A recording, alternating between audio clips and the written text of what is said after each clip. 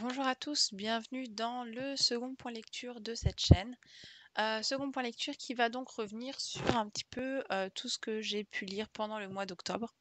Donc pendant le mois d'octobre, il y a eu pas mal de lectures un peu différentes et variées de mon côté. J'ai notamment lu un peu de fantasy, un peu de contemporain pour adultes. J'ai aussi lu un livre coréen et un livre d'une auteure suédoise. Donc c'est vraiment varié. Et c'était un bon mois. Franchement, les 4 lectures que je vais vous présenter, je les ai toutes aimées et elles ont toutes été vraiment uniques, et donc j'ai vraiment hâte de les partager. Donc le premier livre dont je vais vous parler, c'est un livre qui s'appelle Sept yeux de chat de Jae Hong Choi. Je ne sais pas comment ça se prononce. C'est un livre coréen qui je l'ai lu en anglais, mais il existe aussi en français. Et c'était vraiment une lecture unique. Pour être honnête, j'ai jamais lu un truc comme ça. Le début du livre, en fait, ça se passe dans une maison abandonnée en plein milieu de la forêt, où se retrouvent pour la première fois des personnes qui sont en fait sur le même forum. Et sur ce forum, ils parlent exclusivement de serial killers, de tueurs en série. Et donc, ils se retrouvent tous dans cette cabane abandonnée parce que ce sont les 6 personnes les plus actives du forum. Et sauf que la personne qui les a invités ne vient jamais et ils commencent tous par mourir un par un. Donc ça, c'est le tout début du roman. Mais en fait, ça, c'est une partie qui va prendre une part infime du roman, puisque le roman est en forme de nouvelles, mais en fait, les nouvelles sont toutes liées entre elles. Et les nouvelles sont transformées au fil des réécritures ou des différences de point de vue. Pour vous donner un exemple, donc cette première histoire, c'est cette histoire de personnes, d'espèces de slasher dans une maison abandonnée. La deuxième histoire, on va en fait entendre parler d'une des filles. En fait, la deuxième histoire, c'est souvent des histoires de meurtre, hein. Et donc la deuxième histoire, en fait, à un moment, le personnage principal va dire que sa sœur jumelle, il me semble, a auditionné pour jouer dans un film, pour jouer une des filles dans un film dont le plot serait cette fameuse maison abandonnée avec toutes ces personnes qui meurent une par une. Donc on est sur quelque chose de complètement différent par rapport à l'histoire originale, où en fait on se rend compte qu'en fait ce sera peut-être juste une histoire de film. On va avoir une histoire où on a un homme qui va expliquer que quand il était plus jeune, sa sœur jumelle, il a vu sa sœur jumelle se faire violer par quelqu'un qui les cambriolait. Et donc, il va y avoir cette histoire. Et puis, dans une histoire plus loin, on va se rendre compte qu'en fait, c'est une femme qui va raconter qu'en fait, un jour, ils se sont fait cambrioler, sauf que c'est son frère jumeau qui s'est fait agresser. Donc en fait, on a à chaque fois en fait des points de vue très différents, des histoires très différentes, mais comme si en fait la version précédente qu'on avait entendue, eh ben c'était pas la vraie, ou alors elle avait été changée. Et d'ailleurs, le thème de cette transformation comme ça au fil des récits, c'est quelque chose qui est présent puisque dans au moins 2 nouvelles, on va avoir quelqu'un dont le métier est de traduire des livres du japonais au coréen et qui mentionne en fait que ce que cette personne aime faire, c'est en fait au fil des traductions de changer des choses. Donc par exemple, de tuer un personnage ultra mineur, mais voilà, de le tuer dans la traduction coréenne. Et donc ça donne une espèce l'impression d'avoir tué quelqu'un qui n'aurait pas dû mourir. Et ça donne un petit peu cette transgression de l'interdit, mais en même temps, c'est pas des gros livres ultra populaires. Euh, si vous lisez en coréen, enfin voilà, si vous lisez une traduction d'un livre, qu'est-ce qui vous dit que la traduction est exacte? Rien du tout, surtout si le livre n'est pas très connu. Donc voilà, c'est vraiment ce thème-là qui revient. Et j'ai beaucoup aimé. La lecture était vraiment unique et c'est une des rares fois où, quand je lis un livre de nouvelles, j'ai envie d'enchaîner sur la nouvelle d'après, puisqu'en général, les livres de nouvelles, c'est pas quelque chose que j'enchaîne. Et donc, j'ai beaucoup aimé ça. Ensuite, c'est vrai que ce qui est vraiment intéressant, c'est pas le début avec la maison abandonnée et les gens qui meurent un par un, ce que moi personnellement m'avait le plus attiré à la base, c'est le milieu, justement, où on va avoir toutes ces histoires qui vont se reproduire et qui vont être un peu différentes à chaque fois. Et j'ai beaucoup de souvenirs de ce milieu de roman. Par contre, j'ai assez peu de souvenirs de la fin du roman et la fin m'avait un peu, j'ai eu une espèce de baisse d'envie de lecture et je pense effectivement que le plus intéressant dans ce livre, c'est le milieu du roman. c'est vraiment cette partie-là qui donne le plus envie. Mais dans tous les cas, c'est vrai que c'est quelque chose, que je suis très contente d'avoir lu. Je crois que c'est la première fois que je lis un auteur coréen parce que j'ai plus l'habitude des auteurs japonais, mais pas forcément des auteurs coréens. Et je suis très contente d'avoir lu ça et franchement, je vous encourage vraiment, à le dénicher et à aller le lire. Ensuite, le livre d'après que j'ai lu, il s'agit, des Petits Dieux de Terry Pratchett. Donc c'est un tome des livres du Disque Monde. Donc les livres du Disque Monde, c'est une série de fantasy humoristique très, très connue en tout cas dans les amateurs de fantasy et moi j'en ai lu presque une quinzaine, je crois. Je les lis dans l'ordre, mais j'en saute quelques-uns dont les sujets ne me passionnent pas spécialement et en fait, l'auteur Terry Pratchett, utilise ces livres de fantasy, surtout aussi pour parler de notre monde à nous et chaque livre a un peu un thème. Donc il va y avoir un livre qui va parodier Hollywood, un livre qui va parodier, un pays ou, la police et donc là, dans ce livre, ça va, notamment parler de la religion. C'est pas très facile à résumer en général les livres de Terry Pratchett. Mais pour celui-là donc on va suivre, Frangin. Frangin, il est, frère dans un monastère qui croit en un dieu qui s'appelle le Grand Homme, qui est, très, très, similaire à, le dieu, chrétien catholique et donc on va avoir, ces monastères et donc tout le peuple, autour dans ce pays croit au Grand Homme et le Grand Homme en fait c'est, faut le prier tout le temps, c'est lui qui fait tous les miracles, et il est très, très, très fâché quand les gens croient pas en lui et du coup ce pays et notamment les religieux de ce pays, incitent à partir en guerre, envers les pays barbares à côté qui ne croient pas en Homme mais qui ont l'indécence de croire en, heu, des religions polythéistes et notamment le pays d'à côté, on va un peu se rendre compte que c'est plus, un pays qui va se rapprocher de la Grèce antique. Donc ils vont avoir, plusieurs, divinités. Après c'est des divinités complètement pétées, hein, c'est, une divinité en forme de pingouin, enfin c'est des trucs complètement fous. Mais voilà, on sent quand même qu'il y a cet esprit de Grèce antique avec différentes divinités par sujet, avec aussi une très, très grande importance à la philosophie. On va notamment dans cette Grèce antique, un il y a des gens qui vendent en fait des philosophies de vie en fait, et c'est très, très marrant à voir et donc on va suivre Frangin qui lui est dans ce monastère et qui est un peu vraiment l'idiot du village. C'est-à-dire que lui ce qu'il aime, c'est s'occuper, des choux et du jardin et il sait pas lire, il sait pas écrire, enfin il est pas très, très fut-fut, mais il se souvient de tout. Il se souvient d'absolument tout et du coup, il connaît tous les textes sacrés par cœur parce que sa grand-mère, qui est très croyante, lui les a racontés et dès qu'il entend un truc une fois, il s'en souvient à vie et donc notamment quand on lui demande d'oublier des choses qu'il aurait pu entendre, qu'il aurait pas dû, pour lui, c'est un truc genre, c'est comme lui demander de faire de la magie, quoi, c'est impossible et voilà, donc il prend tout au pied de la lettre. Il est pas très fut-fut, mais il croit dur comme fer à homme. Sauf qu'un jour, il va rencontrer Homme. Homme, en fait, eh ben, c'est un dieu, mais comme les gens ont arrêté de croire en lui, eh ben, il s'est retrouvé en fait à ne plus du tout avoir de pouvoir et il s'est retrouvé sous forme d'une tortue. Il a aucun pouvoir d'homme, de dieu super puissant.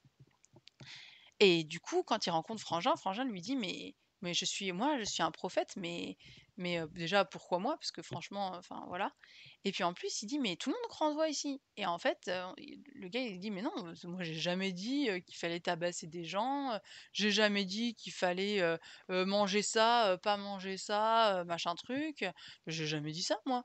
Et du coup, il y a beaucoup, beaucoup d'humour sur, mais qui c'est qui a écrit les bouquins? Du coup, il dit: «Mais moi, j'ai jamais demandé à des gens d'écrire des livres».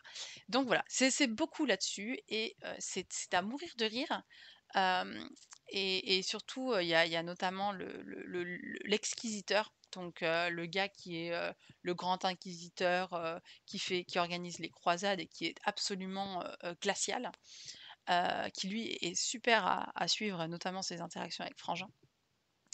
Et voilà, donc c'était sympa. Ça tire un peu en longueur à la fin et le problème avec les livres de Terry Pratchett, c'est que ça finit toujours en n'importe quoi et moi j'ai beaucoup de mal à suivre la fin des livres de Terry Pratchett.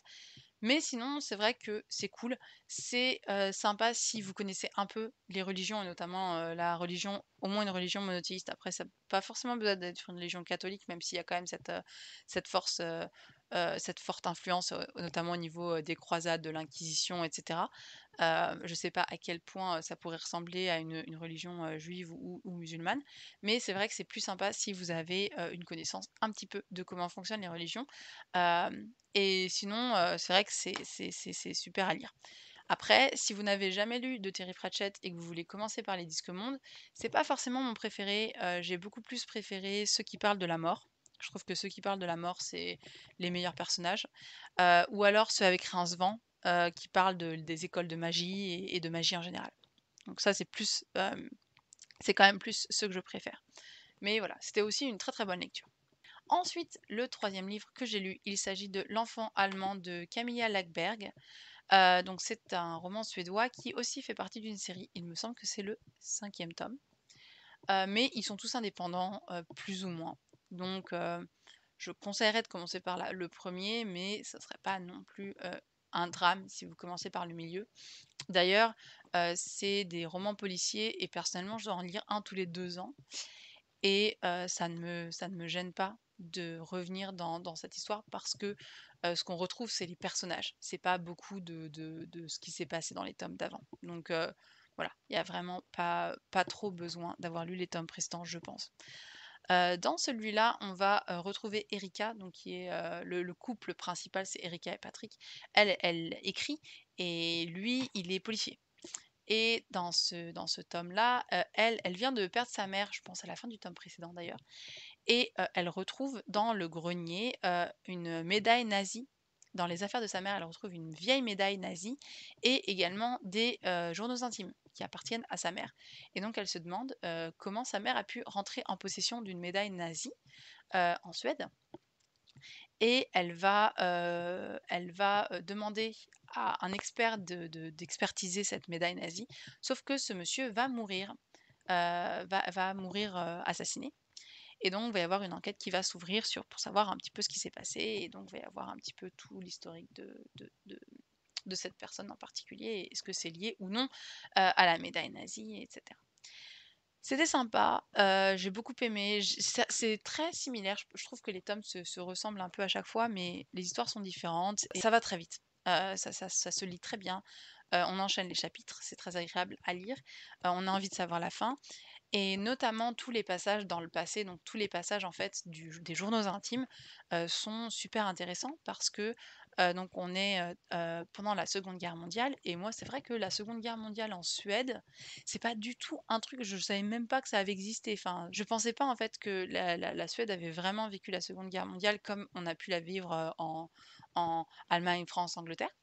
Mais du coup, c'était super intéressant de voir un petit peu comment eux avaient vécu, la Seconde Guerre mondiale, notamment avec la Norvège aussi, dont on entend plus parler parce que les Allemands étaient plus en Norvège, je pense, enfin qu'en Suède. Et donc, ça c'était très, très intéressant à suivre également d'un point de vue historique. Ensuite, c'est vrai que, bon, les personnages sont sympas. Le truc que je regrette un peu, c'est que je trouve que c'est toujours un peu notamment pour la partie, on va dire hors enquête, toute la partie, avec, les personnages, leur vie privée et cetera. Ça se répète un peu, c'est-à-dire que c'est toujours un peu, tu as, un mec qui tombe amoureux, tu vas voir, une femme qui tombe enceinte et une femme qui va accoucher, quoi. C'est un peu toujours enfin tout le monde tombe enceinte, tout le monde se marie et tout le monde a des enfants, dans tous les tomes. Donc ça, c'est vrai que bon, c'est un peu, c'est vrai que oui, c'est sûr, ça fait: «Ah trop mignon, elle est enceinte». C'est sympa, mais c'est vrai que je trouve que ça se répète un peu et du coup, ça serait sympa d'avoir d'autres façons de nous attendrir pour les personnages que de faire toujours les mêmes ficelles. Après sur, l'enquête à suivre, il y avait rien à redire, ça se lit très bien, le retournement est intéressant. Hem, J'avais un peu vu venir le truc, mais il manque des éléments à chaque fois, donc c'est difficile de savoir, le fin mot de l'histoire. Donc voilà, jusqu'au bout, j'ai vraiment aimé ma lecture, jusqu'à la fin du livre que j'ai lu assez vite d'ailleurs. Et je pense que oui, je continuerai à lire, les autres livres de la série. J'ai lu, Boys Don't Cry de Mallory Blackman, qui est un livre, contemporain, jeune adulte, même peut-être même jeunesse en fait, hein. En tout cas, c'est très, très court et c'est super intéressant. C'est, donc, comme la couverture l'indique, c'est l'histoire d'un garçon qui est au lycée et un jour, il va avoir une ex-petite amie à lui dont il avait complètement perdu la trace, qui va, squatter dans son salon et qui va lui annoncer que, ils ont eu un enfant, qu'elle est tombée enceinte quand ils ont couché ensemble et que, voilà, que c'est sa fille qu'elle vient d'amener et qu'en gros, bah, voilà, c'est sa fille et elle part et en fait, elle revient pas récupérer sa fille et en fait, en gros, bah, voilà, elle a abandonné sa fille, chez ce garçon qui est donc le père de l'enfant et ce garçon-là, voilà, il est au lycée, il a des potes, il vient d'être admis à l'université et c'est les grandes vacances et heu et il est pas du tout prêt pour ça et donc on va suivre en fait, bah, qu'est-ce qu'il va faire? Comment enfin, il va être obligé de l'annoncer à sa famille très rapidement parce que, bah, il vit chez son père donc voilà. Heu, comment vont être ses relations vis-à-vis de sa copine? Parce que lui, il a une copine, c'est la gamine, elle a 1 an donc c'était, voilà, c'est quelque chose qui s'est passé il y a 1 an, il n'était pas au courant et là, voilà, il a une petite amie, entre-temps, il a des potes, l'université, est-ce qu'il va aller à l'université ou pas? Les gens le regard des gens dans la rue puisque quand même il est même pas majeur donc les gens sont très critiques, vis-à-vis de ça.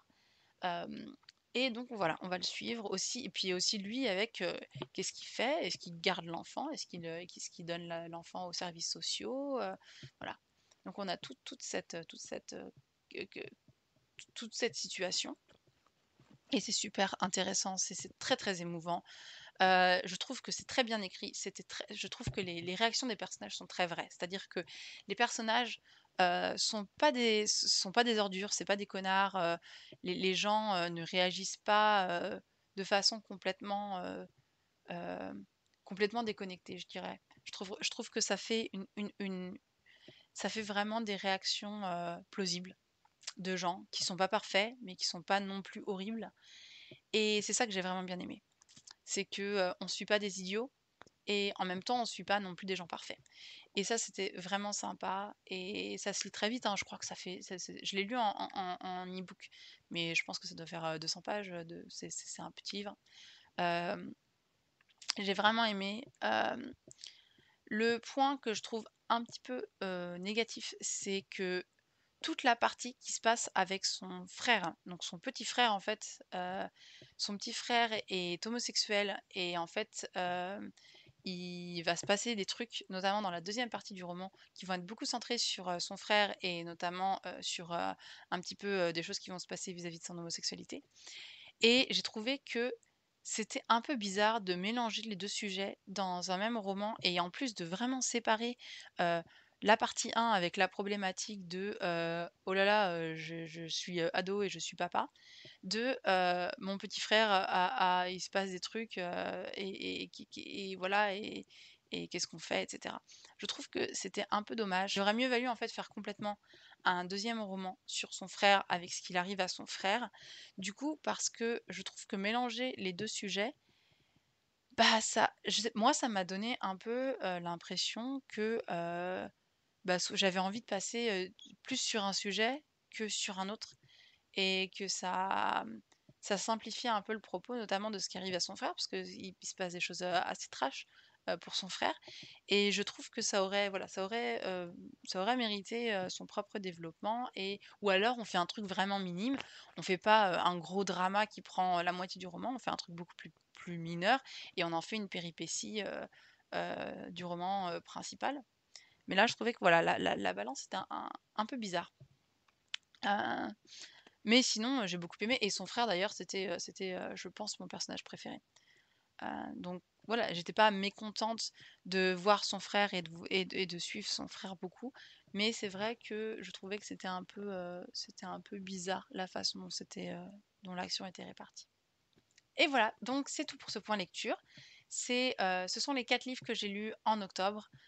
C'était un bon mois. J'ai lu, les 4 livres m'ont vraiment plu. Et j'étais très contente, j'ai pu continuer, à lire, d'autres choses, que je n'ai pas encore fini. Il y aura pas mal de choses un peu différentes. J'espère pouvoir finir un livre qui n'est pas de la fiction. Ce sont des choses que je ne lis pas très souvent, mais en général, j'ai des bons souvenirs de ce genre de livre. C'est juste que c'est plus difficile d'enchaîner un livre de non-fiction de 400 pages que d'enchaîner un livre avec de la fiction, pour moi en tout cas, parce que j'ai pas l'habitude de lire ça.